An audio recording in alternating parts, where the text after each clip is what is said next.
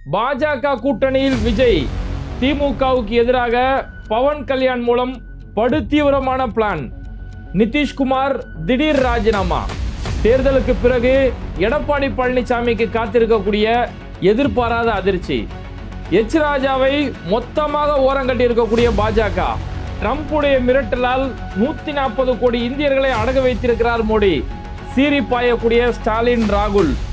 ராஜஸ்தானில் கொல்லப்பட்டிருக்கக்கூடிய அப்பாவி இஸ்லாமியர். பயங்கரவாத சங்கி மோனு மனாசிர் ஜாமீனில் விடுதலை. அநியாயத்தின் உச்சத்தில் பாஜகவுடைய ஆட்சி. இது மாதிரி பல்வேறுபட்ட தகவல்களை தான் இன்னைக்கு வீடியோவில் பார்க்க போகிறோம். அதுக்கு முன்னாடி யாரெல்லாம் பேட்டை டிவியை சப்ஸ்கிரைப் பண்ணாமல் பார்க்குறீங்களோ அவங்க மறக்காமல் சப்ஸ்கிரைப் பண்ணுங்க. ஏன்னா வீடியோ பார்க்கக்கூடிய 145% மக்கள் தான் சப்ஸ்கிரைப் பண்ணி பார்க்குறாங்க. மீதி 55 பேர் சப்ஸ்கிரைப் பண்ணாமல் தான் வீடியோ பார்க்குறாங்க அப்படிங்கிற தகவலை யூடியூப் தரப்புலேருந்து நோட்டிஃபிகேஷன் தொடர்ந்து வந்துகிட்டே இருக்கு. அதனால மறக்காமல் சப்ஸ்கிரைப் பண்ணிட்டு இந்த வீடியோக்களை உங்கள் நண்பர்களுக்கு அதிகமாக ஷேர் செய்யுங்க. ஓகே, இன்னைக்கு தமிழ்நாடு அளவில் ஒரு முக்கிய செய்தி என்னன்னு பார்த்தோம்னா, பாஜக கூட்டணியில் என்டிஏ கூட்டணியில் இணைகிறாரா விஜய் அப்படிங்கிறதா ஒரு முக்கிய செய்தியாக மாறி போயிருக்குது. ஏன்னா நடிகர் விஜயை பொறுத்த வரைக்கும் அவருடைய பலம் என்ன, அவருடைய பலவீனம் என்ன அப்படிங்கிறது விஜய்க்கு தெரியாது. ஆனால் அது பாஜகவுக்கு ரொம்பவே நல்லா தெரியும். அந்த ஆர்எஸ்எஸ் சித்தாந்தம் ஒவ்வொருத்தரோட பலவீனத்தை வச்சு எந்த அளவுக்கு காய் நகர்த்துவாங்க, அவங்களோட பலத்தை எப்படி இவங்களுக்கு சாதகமாக பயன்படுத்துவாங்கன்றது பாஜகவுக்கு ரொம்பவே நல்லா தெரியும். அந்த வகையில் பார்த்தோம்னா இன்னைக்கு விஜய் பாஜக கூட்டணியில் சேர போறாரு. அவரை சேர்க்கிறதுக்கான முழு தீவிரமான வேலைகள் இன்னைக்கு நடந்திருக்கு அப்படிங்கிற ஒரு செய்தி வந்திருக்கு. இதை யாரோ எந்த ஒரு மீடியாவோ, வெளியில இருக்கக்கூடிய நபர்களோ, அரசியல் விமர்சகர்களோ இந்த கருத்து சொல்லல. பாஜகவில் இருக்கிறவங்களே இந்த தகவலை இன்னைக்கு வெளியிட்டு இருக்காங்க. இதுல பார்த்தோம்னா பாஜகவில் இருக்கக்கூடிய KS ராதாகிருஷ்ணன் இவர் தான் இந்த தகவலை வெளியிட்டு இருக்கிறாரு. இந்த KS ராதாகிருஷ்ணன் இவர் யாருன்னு பார்த்தோம்னா, இவர் பவன் கல்யாணோட ரொம்ப நெருங்கிய ஒரு நண்பர். எந்த அளவுக்கு ரொம்ப நெருங்கிய நண்பர்னா, பவன் கல்யாண் அங்க ஆந்திராவில் ஒரு கட்சி ஆரம்பிச்சு துணை முதலமைச்சர் ஆயிட்டாரு. அந்த கட்சியை தமிழ்நாட்டில் அந்த கட்சியோட ஒரு கிளை அமைப்பு மாதிரி ஆரம்பிக்கலாம், தமிழ்நாட்டில் அந்த கட்சியை ஆரம்பிக்கலாம் அப்படின்னு சொல்லி முடிவு செய்யும் போது, நான் தமிழ்நாட்டில் ஆரம்பிக்கலாம், நான் தமிழ்நாடு தலைவராக இருந்துக்கிறேன் அப்படின்னு சொல்லி ஒரு பவன் கல்யாண்ட சொல்லியிருக்கிறாரு. அப்புறம் பவன் கல்யாண் நம்ம இப்போதான் சினிமாவில் இருந்து அரசியலுக்கு வந்திருக்கிறோம், இப்போதான் படிப்படியாக வளர்ந்து துணை முதலமைச்சராக இருக்கிறோம், அதனால உடனடியாக தமிழ்நாட்டிலாம் தேவையில்ல, ஆந்திராவிலே இருந்துக்கலாம் அப்படின்னு சொல்லக்கூடிய அளவுக்கு, அந்த அளவுக்கு பவன் கல்யாணுக்கு ரொம்பவே நெருக்கமாக இருக்கக்கூடிய நபர். இதெல்லாம் சொல்லி முடிச்சு பவன் கல்யாண் தான் சொல்றாரு, நம்ம கட்சியை தமிழ்நாட்டில் ஆரம்பிக்க தேவையில்ல, நீங்க அங்க இருக்கக்கூடிய பாஜகவில் போய் சேர்ந்துருங்க அப்படின்னு சொல்லி பவன் கல்யாணால் பாஜகவுக்கு வழி அனுப்பி வைக்கப்பட்டவர் தான் இந்த KS ராதாகிருஷ்ணன். அந்த KS ராதாகிருஷ்ணன் இப்ப மீடியாக்களுக்கு ஒரு சொல்லக்கூடிய ஒரு முக்கியமான தகவலை சொல்லியிருக்கிறாரு. பவன் கல்யாண் மூலமா, ஆந்திராவுடைய துணை முதலமைச்சர் பவன் கல்யாண் மூலமா விஜயை என்டிஏ கூட்டணியில கொண்டு வரதுக்கான பேச்சுவார்த்தை நடக்குது. பவன் கல்யாணே பலமுறை விஜய் கிட்ட இதை பத்தி பேசியிருக்கிறாரு அப்படிங்கிற ஒரு தகவலை இன்னைக்கு வெளியில சொல்லியிருக்கிறாரு. அதாவது விஜய் கிட்ட பவன் கல்யாணம், விஜய்க்கும் பவன் கல்யாணுக்கும் ஒரு நட்பு இருக்குது. எந்த அளவுக்கு ஒரு நட்புனா, பழைய ரஜினிகாந்த் படமெல்லாம் தெலுங்குல அப்படியே காப்பி அடிச்சு போறவர் சிரஞ்சீவி. சிரஞ்சீவியோட தம்பி தான் பவன் கல்யாண்.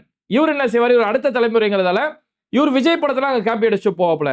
விஜய் நடிச்ச குஷி படம் அது அவரு தாங்க தெலுங்குல நடிச்சாரு. விஜய் நடிச்ச துல்லாத மனம் துள்ளும் அது அவரு தாங்க தெலுங்குல நடிச்சாரு. விஜய் நடிச்ச திருப்பாச்சி இந்த படத்தை அவரு தான் தெலுங்குல நடிச்சாரு. ஒரு படத்தை எப்படியெல்லாம் நடிக்க கூடாதோ அப்படி நடிக்கக்கூடிய ஒரு மாபெரும் நடிகர் தான் நம்ம பவன் கல்யாண். அப்புறம் தத்தி இப்ப இன்னைக்கு துணை முதலமைச்சர் ஆயிட்டாரு. வெறும் சனாத்தனம் சொல்லி அங்க பயங்கரமான ஒரு அரசியல், சங்கிகளுடைய மோசமான சங்கி நான் தான் அப்படின்னு சொல்லி முழு சங்கியா இன்னைக்கு ஆந்திராவில் வாழ்ந்துட்டு இருக்காரு இல்லையா. அவர் மூலமா விஜய் கிட்ட பேச்சுவார்த்தை நடத்தப்படுது. இந்த மாதிரி விஜய் நீங்க டைரக்டா நீங்க முதலமைச்சர் ஆயிடணும் அப்படின்னு நினைச்சீங்கன்னா அரசியல் அதெல்லாம் சாத்தியப்படாது. இப்ப எங்க அண்ணனை பாத்துக்கோங்க, ஆந்திராவில் எங்க அண்ணன் சிரஞ்சீவி பெரிய ஒரு சூப்பர் ஸ்டார், அவ்வளவு பெரிய சூப்பர் ஸ்டார். அவர் ஒரு கட்சி ஆரம்பிச்சு ஆந்திராவில் ஒரு மாநாடு நடத்தும் போது வரலாறு காணாத கூட்டம். உண்மையாவே இந்தியாவில் அவ்வளோ பெரிய கூட்டம் எந்த கட்சிக்கு வந்திருக்குமான்னு சொல்லி தெரியல, அவ்வளோ பெரிய கூட்டம் வந்தது. ஆனால் கடைசியில் எங்கள் அண்ணனால எதுவுமே ஜெயிக்க முடியல. அங்கே எங்க அண்ணனோட அரசியல் செல்லுபடியாவில் திரும்ப சினிமாவுக்கு வந்துட்டாரு. நான் அதுக்கப்புறம் ஒரு கட்சி ஆரம்பிக்கிறேன், என்னாலுமே அங்கே ஜெயிக்க முடியல. அதுக்கப்புறமா நான் என்ன யோசிச்சேன், ஒரு சாணக்கியத்தனமாக நம்ம யோசிக்கணும் அப்படிங்கிறதுக்காக நான் என்ன செஞ்சேன், தெலுங்கு தேசம், சந்திரபாபு நாயுடோட தெலுங்கு தேசம், பாஜக இவங்க எல்லாரும் நாங்கள் 3 பேர் சேர்ந்து ஒரு கூட்டணி ஒன்று அமைச்சோம். அந்த கூட்டணியோட வெளிப்பாடா சந்திரபாபு நாயுடு முதலமைச்சர் ஆயிட்டாரு, நான் இன்னைக்கு துணை முதலமைச்சர் ஆயிட்டேன். இதுக்கடுத்து படிப்படியாக வளர்ந்து நான் முதலமைச்சரா, அடுத்து பிரதமரா, அமெரிக்க ஜனாதிபதியா, இப்படியெல்லாம் நான் படிப்படியாக நான் போயிடுவேன் இல்லையா. இந்த மாதிரி நீங்களும் ஒரு சாணக்கியத்தனமான ஒரு முடிவு எடுக்கணும் அப்படின்னு சொல்லி விஜய்க்கு அவர் அட்வைஸ் பண்றாரு. நீங்க வேற ரசிகர்கள் நம்மளை கொண்டாடுறாங்க, நமக்கு இவ்வளவு பெரிய ஃபேன் பேஸ் இருக்குது அப்படின்றத மட்டும் நம்பி முன்னாடி இருக்கக்கூடிய ரசிகர்களை மட்டும் நீங்க பாத்தீங்கன்னா உங்களால அரசியல கால் பதிக்க முடியாது. நீங்க கொஞ்சம் அறிவுபூர்வமா சிந்திக்கணும். இது மாதிரி நான் பாஜக கூட கூட்டணி வச்சு இன்னைக்கு திமுகவுக்கு எதிராக நீங்க களத்துல நிக்கணும் அப்படின்னா இதுக்கு உங்களுக்கு இருக்கக்கூடிய ஒரே வழி அதிமுக பாஜக கூட்டணி இருக்கு இல்லையா, இந்த கூட்டணியில நீங்களும் இடம்பெறணும் அப்படின்னு சொல்லி இவரு விஜய் கிட்ட சொல்லியிருக்கிறாரு. ஆனா விஜய் கூட இருக்கக்கூடிய நபர்கள்ல ஒரு சிலர் வந்து பாஜக கூடயோ அதிமுக கூடயோ நம்ம போய் சேர்ந்தோம்னா நமக்கு இருக்கக்கூடிய நல்ல பேரும் கெட்டு போயிடும் அப்படின்னு சொல்லி விஜய் கூட இருக்கக்கூடிய சில தீய சக்திகள் இதை தடுத்துக்கிட்டு இருக்கிறாங்க அப்படிங்கிற விபரத்தை கே.எஸ். ராதாகிருஷ்ணன் இந்த விஷயத்த சொல்றாரு. பலமுறை பவன் கல்யாண் சொல்றாரு. ஆனா விஜய் கூட இருக்கக்கூடிய சில தீய சக்திகள் இருக்காங்க, அவங்க தான் அதிமுக கூட பாஜக கூட அவர் வரவிடாம அவர் தடுத்துக்கிட்டு இருக்காங்க. ஆனாலும் பவன் கல்யாண் தொடர்ந்து பேச்சு நடத்திட்டு இருக்காரு. இப்ப இந்த பிரச்சனைக்கு பிறகு, அதாவது விஜயோட இந்த டிவோர்ஸ் மேட்டர் வந்தது இல்லையா, அதாவது கரூர் பிரச்சனைக்கு பிறகு விஜயோட பேர் அடி வாங்கிருச்சு. என்னடா இது, இவரை நம்பி வந்தக்கூடிய மக்களே அவர் வந்து பார்க்க மாட்டாரு, அவங்க பாதிக்கப்பட்டவங்களோட இவருடைய இடத்துக்கு வர வச்சு பாக்குறாரு, ஒரு பிரச்சனைனா வெளியில வர மாட்டாரு, பிரச்சனையை பத்தி வாய் திறந்து பேச மாட்டாரு, இவரெல்லாம் என்ன தலைவர் அப்படின்னு சொல்லி விஜய் மேல ஒரு அதிருப்தி ஏற்பட்டது. விஜயோடைய மனைவி இந்த டிவோர்ஸ் அப்ளை பண்ணாங்க, அதுல அவர் மனைவிக்கு எதிராக இவர் இப்படியெல்லாம் செயல்பட்டாரு, அந்த விவகாரம். அதுக்கடுத்து அதுக்கு மறுநாள் திரிஷா கூட கல்யாணத்துக்கு போனாரு. இதெல்லாம் நடந்ததால விஜயோடைய மார்க்கெட், சினிமாவில் அவரோட மார்க்கெட் போச்சோ இல்லையோ, இங்க அரசியல் அவருக்கு சுத்தமா இன்னைக்கு மார்க்கெட்டே இல்ல. விஜய் வந்து ஒட்டுமொத்தமா அரசியல்ல ஓரம் கட்டப்பட்ட ஒரு நபரா மாட்டாரு. காங்கிரஸ் கூப்பிட்டாரு, விடுதலை சிறுத்தையை கூப்பிட்டாரு, யாரையோ கூப்பிட்டாரு, யாருமே கடைசியில எங்க அக்கா பிரேமலதா விஜயகாந்த் அவங்க கூட அந்த பக்கம் போல. அந்த அளவுக்கு ஒரு தனிமரமா ஆக்கப்பட்ட ஒரு விஜய். அப்ப இப்ப ஏற்பட்ட நேரத்துல விஜய்க்கும் வேற வழி இல்ல, இவர் இப்படிப்பட்ட தனிமரமான நேரத்துல இன்னைக்கு ஓரளவுக்காச்சும் அரசியல் வந்ததுக்கு பிறகு மானத்தை காப்பாத்தணும்னா அதிமுக பாஜக கூட்டணி சேர்ந்தா மட்டும்தான் வேற வழி இல்ல அப்படிங்கிற விஜய் அந்த ஒரு முடிவை தான் விஜய் எடுப்பார் அப்படிங்கிறதுக்காக இப்போ பாஜக தரப்புல இருந்து விஜய்க்கு திரும்பவும் கான்டாக்ட் பண்ணி விஜய் வந்து நீங்க பாஜக கூட்டணியில சேர்ந்துடணும் அப்படின்னு சொல்லி பவன் கல்யாண் மூலமா இந்த பேச்சுவார்த்தை நடத்துது. ஒரு நடிகர் இவருடைய படங்களை எடுத்து நடிக்கிறவரு, அப்ப இந்த மாதிரி ஒரு நடிகர் மூலமா இந்த பேச்சுவார்த்தை நடத்தினா கண்டிப்பா வந்துருவாரு. பாருங்க இப்படி எல்லாம் பண்ணிதான் நான் இன்னைக்கு துணை முதலமைச்சரா இருக்கிறேன், அந்த மாதிரி நீங்களும் பாஜக கூட சேர்ந்து நீங்களும் ஒரு துணை முதலமைச்சர் ஆயிருங்க அப்படிங்கிற ஒரு பேச்சுவார்த்தை ரொம்ப தீவிரமா நடக்குது அப்படிங்கிறத வேற யாரும் சொல்லல. பாஜகவுடைய உறுப்பினர் இருக்கக்கூடிய கே.எஸ். ராதாகிருஷ்ணன் இந்த தகவலை சொல்றாரு. அவரு சொல்லி முடிச்சு கொஞ்ச நேரத்திலே பாஜகவுடைய தமிழ்நாடு பாஜகவுடைய மாநில செய்தி தொடர்பாளர் state spoke person ANS Prasad அவருமே இந்த தகவலை சொல்லியிருக்கிறாரு. ஏஎன்ஐ இந்த தகவலை உறுதி செய்யறாங்க. கேஎன்எஸ் பிரசாத் என்ன சொல்றாருன்னா, விஜய் வந்து என்டிஏ கூட்டணியில அவர் வந்து சேரணும், இந்த மாதிரி திமுக இன்னைக்கு ஒரு வலுவான கூட்டணியா இருந்துகிட்டு இருக்காங்க, கடைசியில மக்கள் நீதி மையம் தேமுதிக கூட இன்னைக்கு திமுக பக்கம் சேர்ந்ததால திமுக 200 தொகுதிகள் ஜெயிக்கக்கூடிய அளவுக்கு ஒரு வலுவான இடத்துல உட்கார்ந்துட்டு இருக்காங்க. அதனால அப்பேற்பட்ட திமுக வீழ்த்தணும், அவரும் தீய சக்தின்ற வார்த்தை யூஸ் பண்றாரு, அப்பேற்பட்ட திமுக நம்ம வீழ்த்தணும் அப்படின்னா விஜய் வந்து உங்களுக்கு வந்து ஒரு அளவுக்கு கிறிஸ்தவர்களுடைய ஓட்டு இருக்குது, சிறுபான்மை மக்கள் கிறிஸ்தவர்களுடைய ஓட்டு உங்களுக்கு கிடைக்கும், இளம் தலைமுறையோட வாக்கு அந்த தற்கொலை பசங்களா இருக்கிறாங்க அவங்களுடைய ஓட்டு கிடைக்கும், அதனால இந்த வாக்குகளை வச்சு நீங்க என்டிஏ கூட்டணியில சேர்ந்தீங்கன்னா அதிமுக பாஜக விஜய் எல்லாரும் ஒண்ணு சேர்ந்து திமுக எதிராக நம்ம ஜெயிச்சிட முடியும், அப்பதான் திமுக நம்மளால வீட்டுக்கு அனுப்ப முடியும் அப்படின்னு சொல்லி ஏஎன்எஸ் பிரசாத் பாஜகவுடைய மாநில செய்தி தொடர்பாளர் அவரு இன்னைக்கு ஒரு விஜய்க்கு ஒரு அழைப்பு கொடுக்கிறாரு. அப்ப இந்த செய்திகள் இன்னைக்கு பரவலா இருக்கிற நேரத்துல பல மீடியாக்கள் ஒரு பேசு பொருளா இருக்கிற நேரத்துல எடப்பாடி பழனிசாமியோட அறிக்கையில பார்த்தோம்னா கூட சமீப காலமா விஜயை விமர்சிச்சு பேசிட்டு இருந்தவங்க இந்த டிவோர்ஸ் மேட்டருக்கு பிறகு அதிமுகவில் இருந்து கூட விஜய்க்கு எதிரான கருத்துக்கள் பேச மாட்டாங்க. ஏன்னா பவன் கல்யாண் மூலமா பேச்சுவார்த்தை வேகமா நடக்கிறதால விஜய் இந்த பக்கம் வருவாரு, இந்த டைம்ல நம்ம அவரை பத்தி அவர் கட்சியை பத்தி நம்ம பேச வேணாம் அப்படிங்கிற ஒரு முடிவை இன்னைக்கு அதிமுக எடுத்திருக்கிறாங்க. விஜய்க்கு அதிமுக ஒரு 40 சீட்டு தர தயாராக இருக்கிறாங்க, ஆனா விஜயோட தரப்புல இருந்து 60-70 கேட்க வாய்ப்பு இருக்கு அப்படிங்கிற மாதிரியான பல வகையான செய்திகள் இந்த இடத்துல இருக்குது. இது என்ன எதுவோ எப்படியோ இந்த பேச்சுவார்த்தை நடக்குதோ என்ன நடக்குதோ, விஜய் இந்த முடிவை எடுப்பாரா அல்லது நம்ம இன்னைக்கு நம்ம வந்து களத்துல இறங்கி நம்ம சிக்கிக்கிட்டோம் அதனால வேற வழி இல்லாம இங்க போய் தஞ்சம் அடைஞ்சிடலாமா அப்படின்னா விஜயோடைய அரசியல் மட்டும் இல்ல, அவர் அதுக்கடுத்து திரும்ப சினிமாவுக்கு போனா கூட அவருக்கு களத்துல நிக்க முடியாத அளவுக்கு தான் மக்கள் அவரை ஓரங்கட்டி ஒட்டுமொத்தமா ஒதுக்கிடுவாங்க. ஏன்னா ரஜினிகாந்த் ஒரு அரசியல் கட்சி ஆரம்பிச்சு அவர் உள்ள வரும்போதே பாஜக ரஜினியை சுத்து போட்டுச்சு, ரஜினி கூட இருக்கவங்க எல்லாம் பாஜக சேர்ந்த நபர்கள் அப்படின்னு ஒரு சுத்து போடும் போதே ரஜினி ஓரங்கட்டப்பட்டார். ரஜினியோட நல்ல படம் கபாலி காலால நல்ல படம், அந்த படத்தையே மக்கள் ஒட்டுமொத்தமா புறக்கணிச்சாங்க.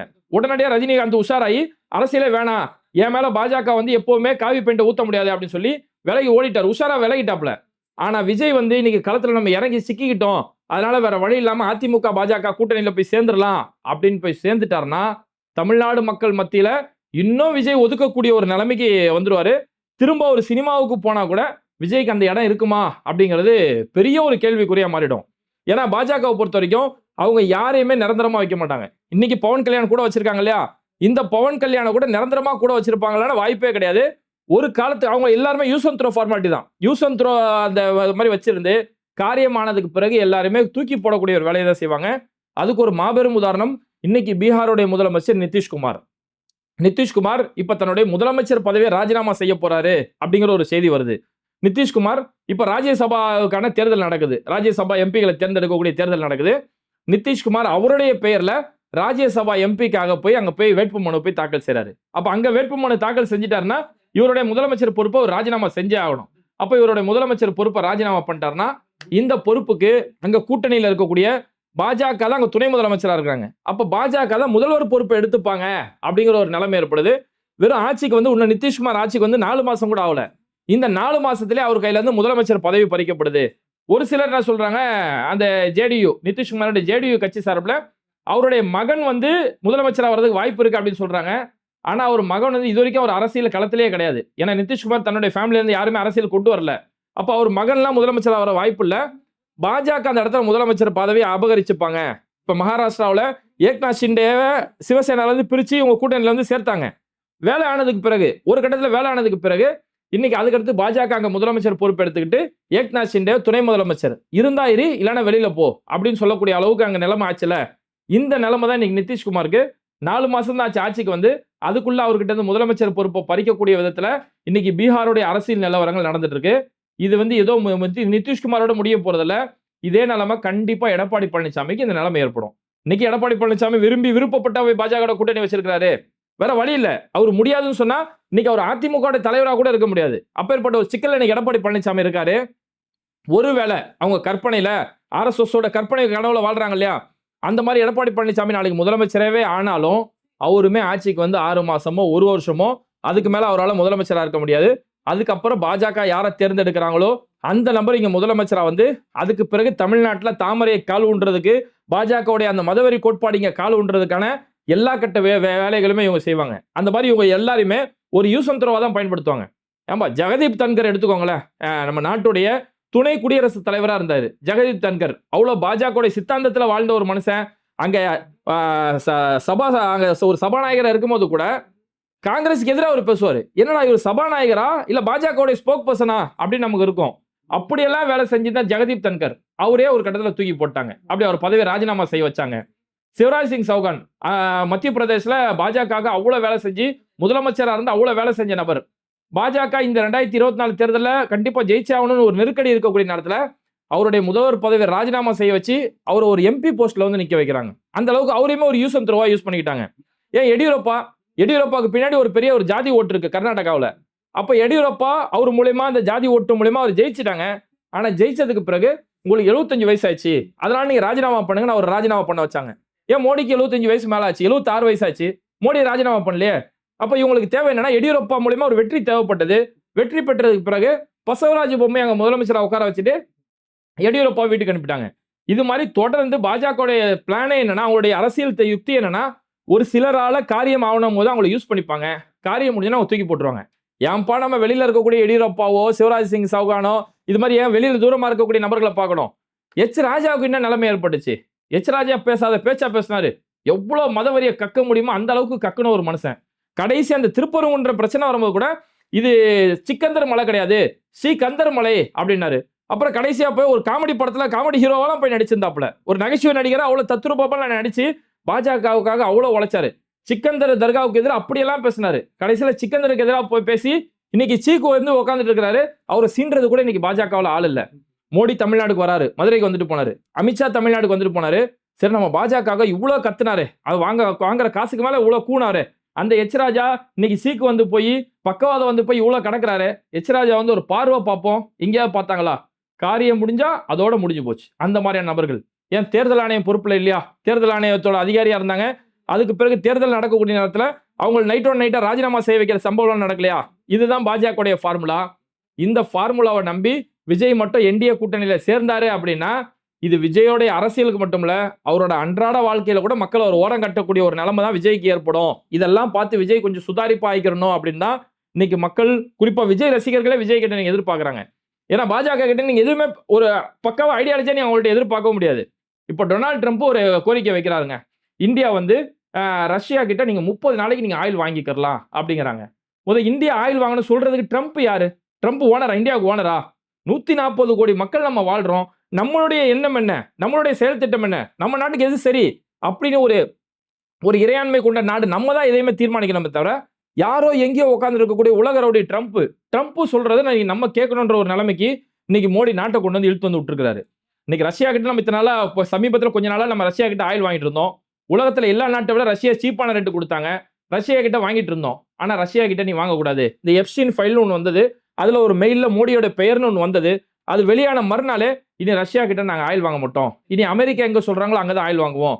அமெரிக்காவோட பல வகையான வர்த்தக ஒப்பந்தங்கள் போட்டுப்போம். இந்திய விவசாயிகளுக்கு எதிராக விவசாய வர்த்தகத்தை கூட நாங்க அமெரிக்காவோட போட்டுப்போம் அப்படின்னு சொல்லி அங்கதான் எல்லாத்தையும் ஒத்துக்கிட்டாருன்னு பார்த்தோம்னா, இன்னைக்கு ட்ரம்ப் சொல்றாரு, ஓகே இங்க எண்ணெய்லாம் கொஞ்சம் பிரச்சனையா இருக்கு. இந்த ஹோர்முஸ் ஜலசந்தியில மூடப்பட்டுருச்சு இந்த ஈரான் போரால. நீங்க என்ன செய்யுங்க, ஒரு 30 நாளைக்கு போயிட்டு ரஷ்யா கிட்ட போய் எண்ணெய் வாங்கிக்கோங்க. அது பாரு கரெக்டா 30 நாள் தான். இன்னைக்கு மார்ச் 3ஆம் தேதி, ஏப்ரல் 3ஆம் தேதி வரைக்கும் தான் எண்ணெய் வாங்கணும். ஏப்ரல் 4ஆம் தேதி அங்க வாங்கக்கூடாது, சரியா அப்படின்னா அதையும் ஒத்துக்கிட்டு போறாங்க. இதுக்கு எதிராக ஒரு வார்த்தை, ஏன் நீ யாரா எங்களுக்கு சொல்றது, எங்களுக்கு ஆர்டர் போற நீ யாரான்னு சொல்லி ஒரு வார்த்தை கூட கேட்கல. இன்னைக்கு எதிர்க்கட்சி தலைவர் ராகுல் காந்தி, தமிழ்நாடு முதலமைச்சர் மு க ஸ்டாலின் கடுமையான கண்டனங்களை பதிவு செய்யறாங்க. 140 கோடி மக்களுடைய எண்ணங்கள் என்ன, அதுக்கேற்ற மாதிரி தான் செயல்படணுமே தவிர நம்ம நாட்டுடைய நலனை அதை யோசிக்கணுமே தவிர யாரோ ட்ரம்ப் சொல்றது நம்ம எங்க கேட்கணும் அப்படின்னு சொல்லி இன்னைக்கு கடுமையான எதிர்ப்புகள் இருக்கு. இதனாலதான் சொல்றதுக்கு பாஜகன்னு சொல்லி எந்த ஒரு உறுதியான எந்த ஒரு ஐடியாலஜியோ நாட்டுடைய நலனோ அல்லது நம்ம கூட கூட்டணியில் இருக்கிறாங்களே அவங்களாச்சும் நம்ம கூட கடைசி வரைக்கும் ஒன்னா சேர்த்து வச்சுப்போம்னு சொல்லி எந்த ஒரு ஐடியாலஜியுமே கிடையாது. இப்பேற்பட்ட பாஜக விஜய் நம்பினார்னா அது விஜய் தன்னோட தலையில தானே மண்ணவாரி போட்டுக்கிட்டது சமம். ஏன்னா ஒரு பக்கம் பாஜக கழட்டி விடுவாங்கன்றது ஒரு பக்கம், இன்னொரு பக்கம் முழுக்க முழுக்க மத வன்மத்தையும் மத வெறுப்பையும் கக்கிட்டு இருக்காங்க. இப்போ நம்ம அதை பேசிட்டு இருக்கக்கூடிய இந்த நேரத்தில் ராஜஸ்தான்ல நடந்திருக்கக்கூடிய அநியாயம் உருக்கலே உலகமாக அராஜகம்னு கூட சொல்லலாம். ஒருத்தரோட பேர் ஆமீர். அவர் வந்து ஒரு வேன் டிரைவர், வெறும் ஒரு 28 வயசு இருக்கக்கூடிய ஒரு பையன். இவர் வந்து வேன் ஓட்டிட்டு போனாரு. இவர் வந்து இறைச்சி வியாபாரம் செய்யக்கூடிய இடத்துல அந்த வேன் டிரைவரா வேலை செய்யறாரு. இறைச்சி வியாபாரம் செய்யறது இந்தியாவில் ஒன்று தேச துரோக குற்றமோ தடுக்கப்பட்ட சட்டமோ எதுவுமே கிடையாது. இறைச்சி வியாபாரம் எல்லாருமே செய்யறாங்க. இங்கிருந்து பல நாடுகளுக்கு மாட்டுக்கறி இன்னைக்கு எக்ஸ்போர்ட் பண்ணப்படுது. மாட்டுக்கறி எக்ஸ்போர்ட் பண்றதுல இந்தியா முதன்மை நாடா இன்னைக்கு இருந்துட்டு இருக்குது. அப்போ ஒரு இறைச்சி வியாபாரம் செய்யக்கூடிய வண்டிக்கு ஒரு வேன் டிரைவரா இருந்துகிட்டு இருக்காரு. அவரை இங்க சங்கிகள் என்ன பண்றாங்கன்னா, குறிப்பா ஹரியானாவில் இருக்கக்கூடிய சங்கிகள் அவருடைய வேனை போய் இடிச்சு மோதுறானுங்க. இவனுங்க ஒரு வண்டி எடுத்துட்டு போய் அந்த வேனை போய் இடிச்சு மோதுறானுங்க. அந்த வேன் தலை குப்புற கீழே விழுது. கீழே விழுந்ததுக்கு பிறகு அவருடைய தலையில துப்பாக்கியால சுடுறானுங்க. வெறும் 28 வயசு இருக்கக்கூடிய ஆமீர், ரமலான் மாசம் நோன்பு வச்சிருக்கக்கூடிய ஒரு பையன், அவருடைய தலையில கொண்டு போய் துப்பாக்கியை வச்சு சுடுறாங்க. என்னடான்னு கேட்டதுக்கு, இவன் பசுமாடை கொண்டு போயிட்டான் அப்படின்னு ஒரு காரணம் சொல்றாங்க. முதல்ல அங்க போன பசுமாடான்னு தெரியாது. ஏன் பசுமாடே போனாலும் நாட்டில் ஒன்று தடுக்கப்பட்ட சட்டம்லாம் ஒன்றும் கிடையாது. அவர் தலையில போய் சுடுறான். மாட்டுக்காக மனுஷனை கொண்டு சாவடிச்சுக்கிட்டு இருக்கிறான். இந்த மாதிரியான அராஜகங்கள் பாஜக ஆளக்கூடிய ராஜஸ்தான்ல இவ்வளவு பெரிய அநியாயம். ராஜஸ்தான்லயும் ஹரியானாவிலையும் பாஜக ஆட்சி செய்யக்கூடிய மாநிலங்கள்ல இதுதான் இன்னைக்கு மனிதர்களுடைய நிலைமை இந்த அளவுக்கு மோசமா போயிட்டு இருக்கு. அதை செத்து போனான அந்த ஆமீர் சொல்ல 28 வயசு பையன், அவனுக்கு ஒரு மனைவி இருக்குது. அவன் மனைவி நிறை மாத கர்ப்பிணியா இருந்துட்டு இருக்கிறாங்க. அந்த நிறை மாத கர்ப்பிணி ஒரு பக்கம், அவனுக்கு ஒரு சகோதரி இருக்கிறாங்க. அந்த சகோதரிக்கு இந்த ரம்ஜான் முடிஞ்ச உடனே அந்த சகோதரிக்கு திருமணம் ஏற்பாடு. இந்த ஒரு மாசத்துல அவங்களுக்கு திருமணம் செய்யலாம்னு சொல்லி ஏற்பாடு செய்யறாங்க. அந்த ஒட்டுமொத்த குடும்பத்துக்கே வருமானமே இந்த ஆமீர் தான். இப்படி கஷ்டப்பட்டு உழைக்கக்கூடிய ஒரு உழைப்பாளிய ஒரு மாட்டை காரணமா வச்சு அவன் தலையிலே வச்சு சுட்டுருக்காங்க. அவ்வளோ ஒரு கொடூரம் இன்னைக்கு பாஜக ஆட்சி அங்கே நடந்துட்டு இருக்குது. ஏன் இந்த ஹரியானா, இந்த ராஜஸ்தான்ல அவ்வளோ பெரிய அராஜகம் செஞ்ச ஒரு பயங்கரவாத சங்கி ஒருத்தன், அவனோட பேர் மோனு மனாசிர். அவன் வந்து சமீபத்தில் ஜுனைதுன்னு சொல்லக்கூடிய ஒருத்தர், ஜுனைது நசீம் அப்படின்னு சொல்லி நம்ம சேனல்ல பல வாட்டி அவங்கள பத்தி பேசியிருக்கோம். ஜுனைது நசீம் சொல்லக்கூடிய 2 பேரை வந்து இவங்க இதே மாதிரி தான் மாட்டுக்கறி கொண்டு போனாங்கன்ற பேரை வச்சு அடிச்சு கடைசியில் அவங்களுடைய கார்லயே வச்சு அவங்கள உயிரோட எரிச்சான். அவ்வளோ பெரிய அராஜகம் செஞ்ச ஒரு கொடூர பயங்கரவாதி தான் இந்த சங்கி மோனு மனாசிர். அவனை அந்த டைம்ல கைது செஞ்சாங்க. அந்த நூஹுல ஒரு கலவரம் நடந்துச்சு பாத்தீங்களா, ஹரியானா நூஹுல, அந்த கலவரத்துக்கு மூலகர்த்தாவே இந்த மோனு மனாசிர் தான். அப்புறம் கடைசியில் இந்த மாதிரி கலவரம் செய்யறது காரணமா இருக்கான். 2 பேரை உயிரோட வச்சு கொண்டுட்டாங்கிறதுக்காக அவனை கைது செஞ்சாங்க. கைது செஞ்ச அவனை இன்னைக்கு ஜாமீன்ல வெளியே விட்டுருக்காங்க. இதுதான் அராஜகம். அவன் என்ன இந்திய சுதந்திரத்துக்காக உள்ள போனானா, நாட்டுக்காக ஏதாவது தியாகம் செஞ்சுட்டு உள்ள போனானா, இல்ல பெண்களை பாதுகாக்கிற வேலையில ஏதாவது உள்ள போனானா? 2 பேர் அநியாயமா கொண்ட தீவிரவாதி நாய் எது? அந்த நாயை இன்னைக்கு ஜாமீன்ல விடுதலை செய்ய வச்சிருக்காங்க. என்னன்னா முழுக்க இன்னைக்கு நீதிமன்றங்கள்ல இருந்து எல்லா இடங்கள்லயுமே பாஜக என்ன நினைக்கிறாங்களோ, அவங்க என்ன அரசியல் அவங்களுக்கு சாதகமா இருக்குதோ அதன்படி இன்னைக்கு எல்லாமே நடக்கிறதால நாங்க தானே செய்ய முடியும், எங்களை யாரு கேட்க போறா அப்படின்னு ஒட்டுமொத்த மதவெறி உச்சத்தோடைய ஒரு கொடூர ஆட்டம் ஆடிக்கிட்டு இருக்கிறாங்க. இது மாதிரியான ஒரு நிலைமையை தான் தமிழ்நாட்டுக்குள்ள கொண்டு வந்துடணும் அப்படிங்கிறதுக்காக இங்க பலகட்ட முயற்சிகள் தொடர்ந்து நடக்குது. அதுக்கு ஒரு தூண்டிலா தான் இன்னைக்கு விஜயை பயன்படுத்தலாம், அவருக்கு பின்னாடி இளம் தலைமையோட வாக்குகள் இருக்கு அந்த நடிகை கூட என்னமா ஆனாலும் எங்க அண்ணா அப்படி யாரும் பண்ணாததான் எங்க அண்ணன் பண்ணிட்டாரு, என் புருஷனோட எங்க அண்ணா தான் எங்களுக்கு முக்கியம் இப்படின்னு சொல்லக்கூடிய ஒரு தற்குறி கூட்டம், ஒரு பைத்தியக்கார கூட்டம் இருக்குது. இந்த கூட்டத்தை வச்சு எப்படி வேணாலும் நம்ம தமிழ்நாட்டில் தாமரை மலர வச்சுக்கலாங்கிறதுக்காக விஜயை இந்த கூட்டணி இழுக்கிறதுக்காக பவன் கல்யாண் மூலியமா படு தீவிரமான பேச்சுவார்த்தைகள் நடக்குது அப்படிங்கிற செய்தியை பாஜகவில் இருக்கக்கூடிய நபர்கள் இந்த செய்தியை வெளியிடுறாங்க. அதனால பாஜக யாரையுமே யூஸ் அண்ட் த்ரோவா பயன்படுத்தி தூக்கி போடக்கூடிய ஒரு கட்சி, அது இல்லாம மதவெறி கோட்பாட்டை தமிழ்நாட்டில் கொண்டு வர நினைக்கக்கூடிய ஒரு கட்சி. இந்த கட்சியை நம்பி விஜய் போனார்னா அவரையுமே ஒரு காலத்துல கழட்டி தான் விடுவாங்க. ஆனா விஜய் மேல மக்களுக்கு ஒரு நம்பிக்கை இருக்கு இல்லையா? கிறிஸ்தவர்கள் விஜய் நம்ம மதத்தை சார்ந்தவர் அப்படின்னு கிறிஸ்தவர்கள் நம்புறதுக்கு வாய்ப்பு இருக்கு.